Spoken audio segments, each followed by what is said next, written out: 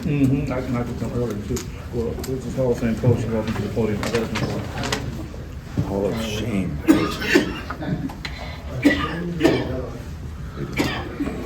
Good man, how are you?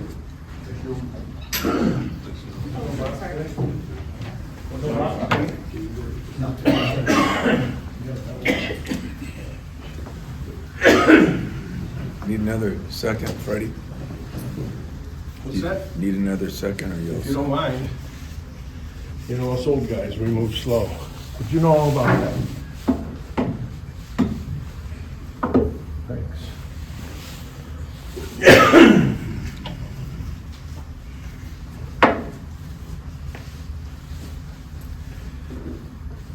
Well, as you always do, when you lose a game, you kind of go back and look at what you did. I thought we did some really good things the second half. I thought we did some really good things the first part of the first half, and yet we've had stretches in both halves that some of it because of maybe substitution, some of it was foul trouble, and some of it was just the way it was. I liked what we did, and I thought we came back a couple times. I think we learned something about our guys as far as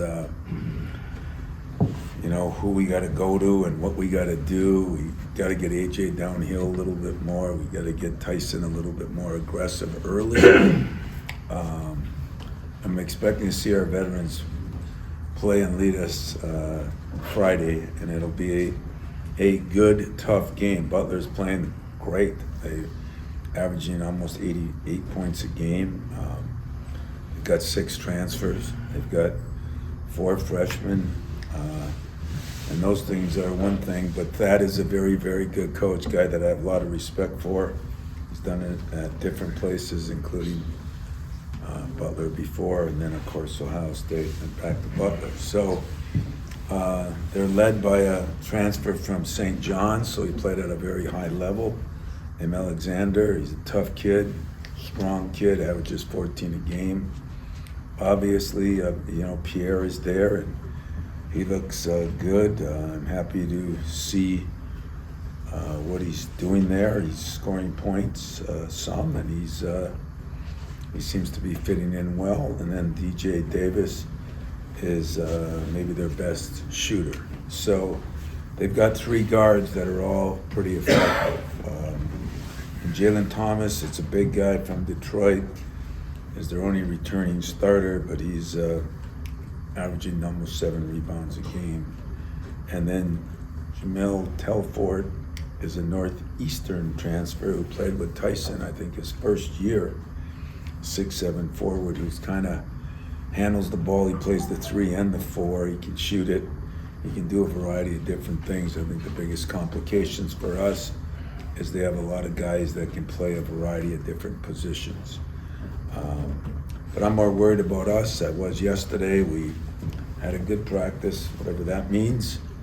Shot the living daylights out of the ball yesterday, and it's no secret that we got to do that in the game. So questions I'll take. Tom, you kind of talked about it. You have good practices and then not get the output that you want. Using AJ as an example, just a thought, is it a possibility that with the championship expectations, draft expectations, that he can just simply be trying too hard when he gets out there, which is why it doesn't translate into the games? Just want to know what you may think about that. Well, I think if he was playing hard, that might be it, but I don't think sometimes he's playing at the level he needs to play at. It's been sporadic in that way. I mean, there should be nothing about NBA or anything else. It should be more about what you're going to do to help this team win and what you're going to do to help you get better.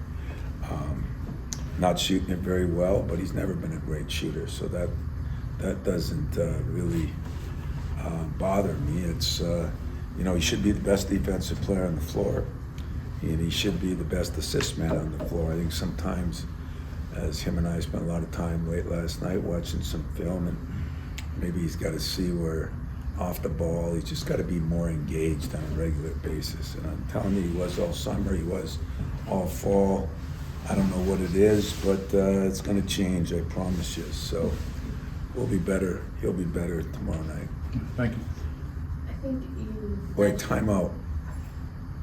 Do you want no money in your retirement fund or what? Huh? I thought you looked exactly like my son. I was going to say, don't tell me my son went to the media. He's got the same hat as you got. But, so now I know it's not. Just kidding. Relax. Jeez. Go ahead. You gonna ask me a Draymond question? No, do you want me to? Sure. What happened there? Have you talked to him? I tried to this morning, but I didn't get him. I didn't even see. I just saw bits and pieces of it. So I don't know. I don't know what happened. I hopefully by the end of the day I'll find out what happened. But crazy times. So go back to your real question. No, you're good. When it came to, I think you mentioned after the last game that AJ at halftime said something about him not playing hard enough, and if he continues to play like this, take him out of the game. Is it just he clearly wants it? Is it just early in the season, like that rusty transition? Yeah, I think when you go through that one game and we just shot so poorly. I mean, we didn't shoot poorly. We shot very good against Tennessee, even though it wasn't a regular game, It was one game when we shot really poor, and but it was of epic.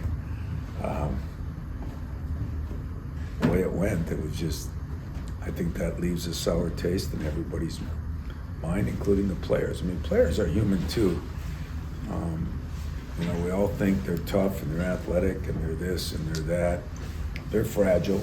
They're fragile. The toughest guys in America are fragile, especially when you get so many people that are coming after these guys. And I mean, rightfully so. That's the nature of the beast of when you play at programs like this. So we all understand it. I think he does. I just think there was disappointment. And we didn't play great against Duke, but we didn't play bad against Duke. I mean, they're a pretty good team too. So we're going to get, I just think we're going to get better as we start making some shots. And it seems so simple. When you don't make shots, your defense not as good, your attitude's not as good. And we got to get over that. It's a good learning lesson for us. We got to get over it. Will it be Jaden starting on Pierre, just the way the matchups work? It could be. It could be Jaden or it could be AJ, depending on what we want to do. No secret. We'll be switching some, so I don't think it totally matters either. But, AJ or Jaden might be the guy to start on him first, and, they know each other. So Well, yeah, I mean, is there a dynamic with a former team? I remember watching Denzel Valentine and Anthony Clemens as freshmen play the worst two games I'd ever seen at Iowa because they were almost like showing off to each other. I'm wondering, is there anything you talk to anybody about when you're facing a former teammate?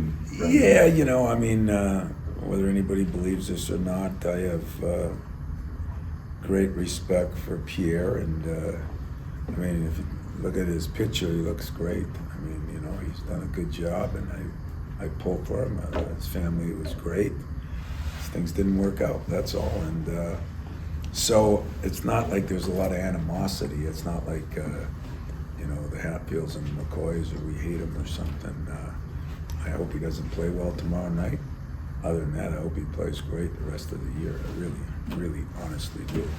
And I'm sure he will.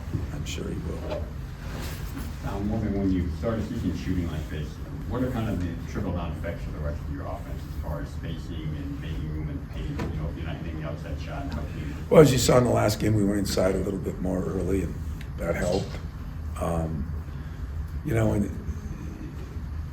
Even the second game that we played, we didn't shoot it as well for the three. We shot it okay the other night. We shot it very well against Tennessee. I don't know how to say this, and I don't mind you beating a dead horse because that's what you're paid to do, but it was one game where we really were completely out of sync in every way, shape, or form.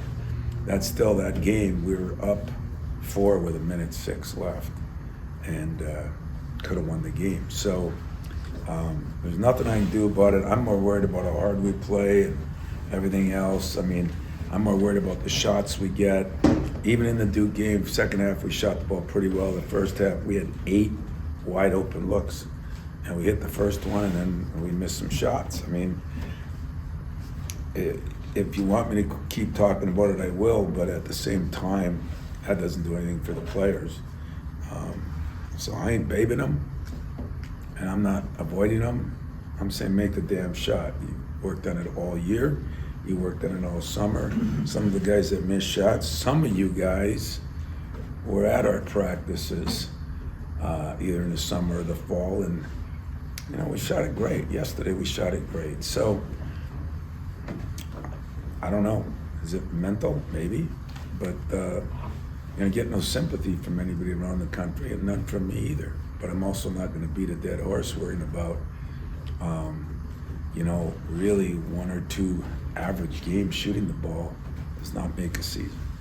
Your lack of pushing the panic button when everyone else wants you to, is that 28 years of coaching? Is it you've seen everything now and it's just don't try to overreact to what happens early? I mean, honestly, if we would have made the last free throw and won that game, and we were 2-1, would any of you say a word? We had the same exact problems. We went 1 for 20. We just made a free throw. I mean, we still missed a bunch of free throws. I don't think anybody'd say a word, you know. And I had a couple of veteran writers that I talked to in Chicago. That's exactly what they said to me. I mean, is it disappointing? Was I ticked off? Hell yes. But I can't panic over 5 months of really good work this summer, this fall. I can't panic over that. It's not because there's a game. I mean, hell, probably maybe the most physical, best defensive team we played so far might have been Kentucky or Tennessee, and we shot the ball damn well against Tennessee. So there's nothing I can do about it, but we're going to try to find some better ways to get in it early, get a little confidence, and then go from there. But I don't know if it's the 28 years of experience, because I think I told you after that game, I never experienced a 1 for 20 or 23 for 41. Never experienced. So just think how much better a coach I'm going to be in the next 5 years now that I've experienced the frickin' bottom of the barrel, and now I'm going to be. You're going to be here for 5 more years. Yeah, then I'm going to be here just long enough to make all you miserable, since you guys made me miserable the other night. I'm just kidding. Something that you just sort of spoke to, like your sense of things, I guess, but with a veteran roster, with the way they've started, is there an urgency there? Is there, do you sense of frustration? Or have they been through enough to know, like you just said, there's more to this? I mean, how do you think the players are handling a 1 and 2 start when they had such expectations? They don't say a word about it. Because again, the body of work was all summer and all fall. I mean, yesterday, we have shooting things upstairs, you know, because we chart every shot with the shot tracker. And we shot the daylights out of the ball yesterday. You know, is it that we get in a big stage and we panic? Come on, you know, it's not happening. I don't even mean just shooting. I just mean to be 1 and 2 after a season. For guys who've been through this, you know, do they feel urgency to get things right? Or do they know it's a long year and there's time, you know, because they are older? Just the general sense of... I don't think they're panicking any more than I panic, but there should be a sense of urgency. You know, if we're not playing as hard, I mean, listen, there's so much put on AJ's back, including that I put it on him. But trust me when I say he's a much better player than he's playing, and some of those things have nothing to do with his shooting. He just, you know, maybe it's a new year and maybe he is looking at all those other things. He won't be anymore, you know, he's just got to take care of his business, and he's good enough to do that. And we had a long session last night to, you know, go over every play in that game, every single second he played. I went over every second with him, and I think he sees what I see, and that's what's important. Now, doing something about it, that's the next step.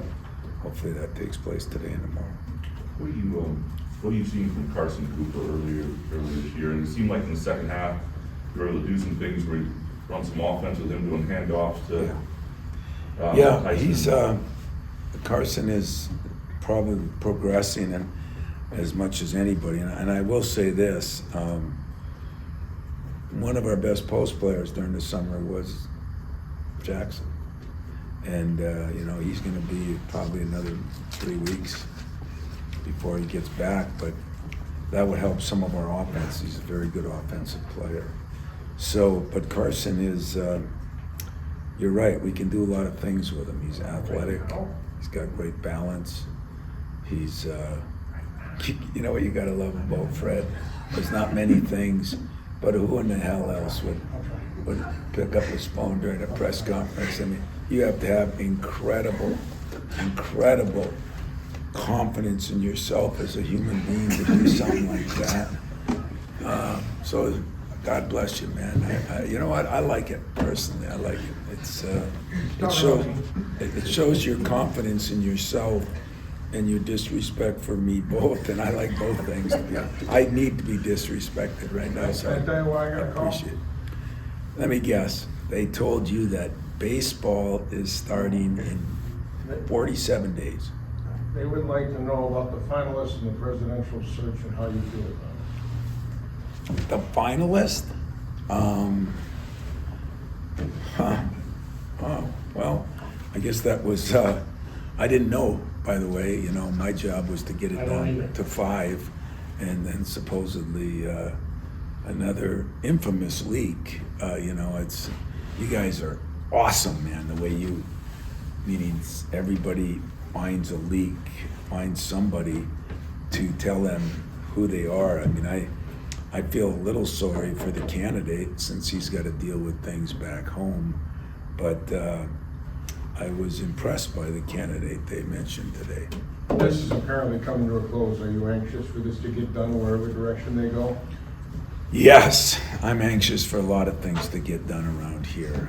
You know, I think our board and our presidential search and hopefully, you know, whatever we do with football, I mean, those things are all really important to me.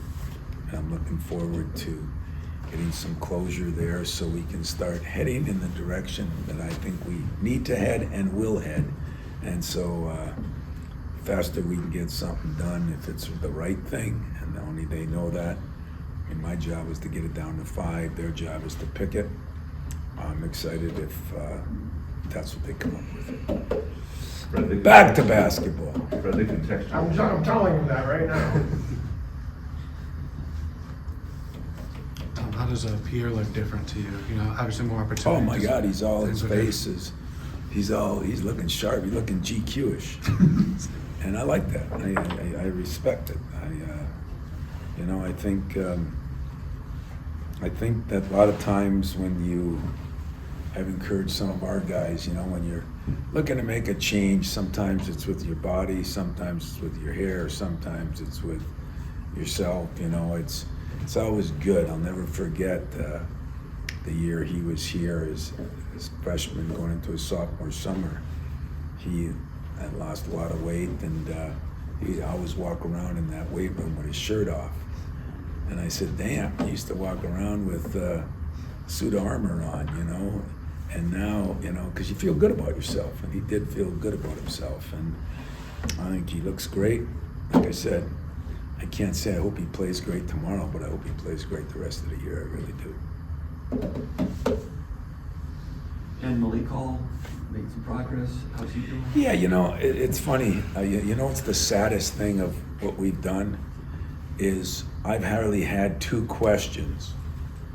Not about Malik Hall. I've had a couple on him. I don't think anybody, I'm talking more national media and other people, but even you guys, you know, Tyson Walker has done some things that are, you know, he scores 35 points, but because he shoots poor from the line and doesn't make a 3, I mean, if he does either one of those, he scores 45 points. What's the record here? Per game was 42. Jeez, he would have got that easy, you know? And then he comes back and has a hell of a run the other day, and he's been consistent, he's been great, he deserves a lot more credit than he's getting. But you know what I love about it? That's exactly what we tell players every single year. And we lose to James Madison. If you beat James Madison by 1, and Tyson Walker stirs 35. That's all everybody talked about that night. And I watched some of the sports shows, and when you lose to them, that's all everyone talked about. And here's this poor kid who has been as consistent as the day is long. He's been really good. He's been so fun to coach. He's just watching the 3 years of growth has been phenomenal. So don't forget about our superstar, because our superstar is doing some things that, what's he averaging, 23? 23.7. I mean, that's not against chump change either. And we've, I don't remember the last guy we've had that was averaging 23 ever in a season. I know it's probably not going to continue, but Tyson's done a great job. And Malik the other night, you saw he looked confident, from the opening shot. And what I liked about Malik is we've been on him the whole time about being a versatile inside-outside guy. And he had some post moves, he had some perimeter shots, he had some where he put it on the floor, and he went to the free throw line. I mean, he did a little bit of everything. And now the last part of the puzzle is get him rebounding a little better, because he should be a very good rebounder. If that comes together, then Malik Hall starts becoming the player that we always thought. And don't forget, he missed 5 months. Excuse, whatever you want to call it, doesn't matter. It's reality. And he didn't even start practicing. Really, he missed the whole summer, because he practiced a little bit in August, then we went on break, and so it was September before he really got going again. So I expect him to continue to grow, and let's hope it happens. Playing on that big stage on Tuesday, what did you think about the freshmen and the way they handled themselves? Book is the one that we got to get him a little more time. This is what hurts, having a schedule like we've had. But it's. I talked to some coaches that started out with 3 or 4 teams that they were going to beat, and that really helps those freshmen. And I didn't do that either, so I think I'll blame KP. I got to blame somebody else besides me on some of these things. But the other 2 guys I thought played really well. We could have played and should have probably played Jeremy a little more. What you do in these early games is you go with your veterans, but you only go so long. And I thought Cohen Carr, he's going to be a hell of a player in a different way. He not the greatest shooter yet, but God, he plays so hard, blocking shots, getting rebounds, running the lane. He had one, here's a good example. He played so bad in that Southern Indiana game, we couldn't believe it. And that is what happens a little bit right now. There'll be some ups and downs with those guys. Because other than that, against Tennessee, against James Madison, and against Duke, he's played damn good. So I'm pleased with him. We got to get Book going a little bit. It's just a matter of strength. But God, I had the thrill of a lifetime late last night. I was working late, and I riding home, and I get a text from Book saying, "Coach, can I meet you in there early tomorrow to watch some film?" Well, Book doesn't text or talk to anybody, so that was actually a big step in the right direction, and that's what happens with freshmen. So we're going to try to get him some more minutes and see if we can work him in a little bit. But I'm not as happy as I may appear, but I'm not as down as some of you that were ready to commit suicide. So that's about where I'm at. Let me ask you my own question. In about 5 minutes, Sam's going to roll the balls out downstairs. How cool is it that he's still coaching and doing this? Oh, yeah. He's taking a little tour right now, I think, with our guys. And it's really cool. Sam came back, and, I think he really enjoys being around. He was gone for so long where he lived, and he was over in Africa for a long time. And he came here a month ago and watched practice for a couple days, and we met. And, I think like everybody says, when you get back to a place that you've appreciated, it feels good to come back home. And we've opened our arms to Sam. I'm really proud of what he's doing. He's in a unique situation down there in that school, and he brought his team up here. He's going to play against some people here. They're going to work out in the gym today with us, which will be with themselves, but it'll be a big thrill for them. And gonna be fun to have Sam around for a couple days. Hopefully, I don't even know when they play. I'm hoping that they don't play Friday night, so maybe they can come to the game. Anything else? God, what are you guys, hungover or what? A little bit? Well, don't be. Thanks a lot, guys. Thanks, Tom.